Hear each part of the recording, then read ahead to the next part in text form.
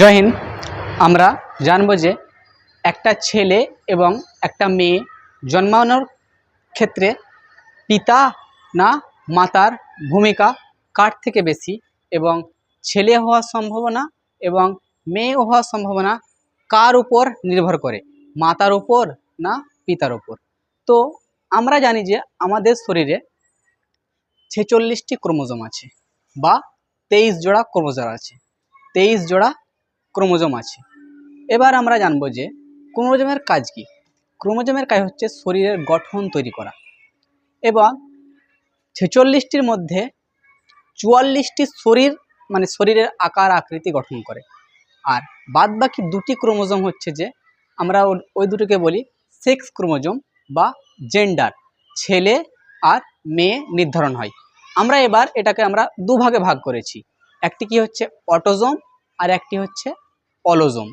অটোজোমে থাকে 22 জোড়া আর অলোজোমে থাকে 1 জোড়া, মানে কটি? দুটি। তাহলে অটোজোমে কত থাকে? 44টি, আর অলোজোমে থাকে দুটি, মোট হচ্ছে 46টি।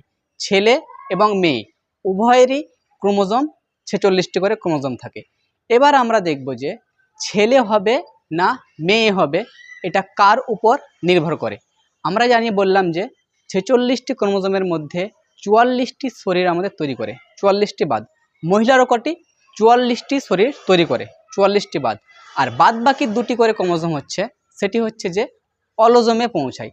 তাহলে অলোজোমে দুটি ক্রোমোজোম থাকলো, আর মহিলার বা পিতার বা মাতার, আমরা একসঙ্গে তোমাকে বুঝে নিতে হবে যে কোনটা কি বলছি। আমরা অলোজোম মানে কি হচ্ছে যে সেক্স ক্রোমোজোম, সেটা পিতারও হতে পারে অলোজোম এবং মাতারও হতে পারে অলোজোম।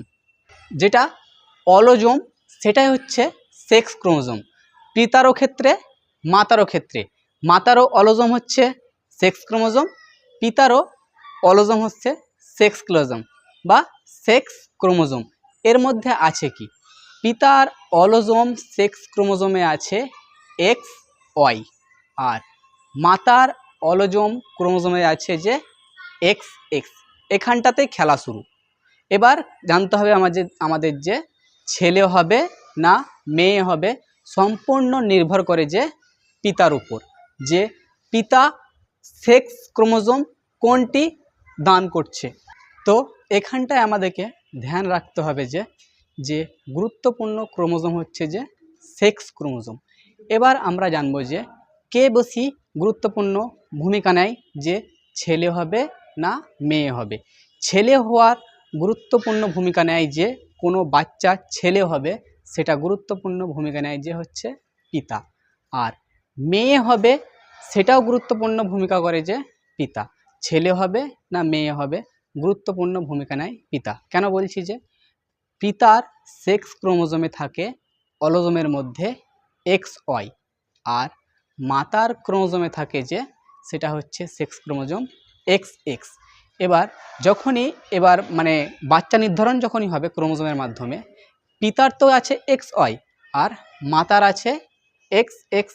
এবার যদি পিতার কাছ থেকে যদি এক্স আসে আর মাতার কাছ থেকে যদি এক্স আসে, তাহলে হবে কি? সেটা হবে যে মেয়ে। আর পিতার কাছ থেকে যদি ওয়াই আসে আর মাতার কাছ থেকে যদি এক্স আসে, তাহলে হবে যে মেয়ে। তাহলে আমরা বুঝতে পারলাম যে ছেলে হওয়ার সম্ভাবনা আর মেয়ে হওয়ার সম্ভাবনা সব থেকে বেশি গুরুত্বপূর্ণ ভূমিকা নেয় যে পিতা। পিতা যদি ওয়াই ক্রোমোজোম ছাড়ে আর মাতা যদি এক্স ক্রোমোজোম ছাড়ে, তাহলে সেটি হবে ছেলে। আর পিতা যদি এক্স ক্রোমোজোম ছাড়ে আর মাতা যদি এক্স ক্রোমোজোম ছাড়ে, তাহলে সেটা হবে মেয়ে। এতে গুরুত্বপূর্ণ ভূমিকা নেয় পিতা। কিন্তু আমরা জানি যে ছেলে হওয়ার পেছনে মেয়ের দোষ, বা মেয়ে হওয়ার পেছনে মেয়ের গুরুত্বপূর্ণ ভূমিকা, কিন্তু আমরা সেটা উল্টো, পুরোটাই উল্টো। সব থেকে বেশি গুরুত্বপূর্ণ ভূমিকা নেয় হচ্ছে যে পিতা। পিতার উপর পুরো নির্ভর করে যে ছেলে হবে কি মেয়ে। তো আমরা বুঝতে পারলাম যে কার উপর বেশি গুরুত্বপূর্ণ, ছেলে হবে কি মেয়ে। জয় হিন্দ।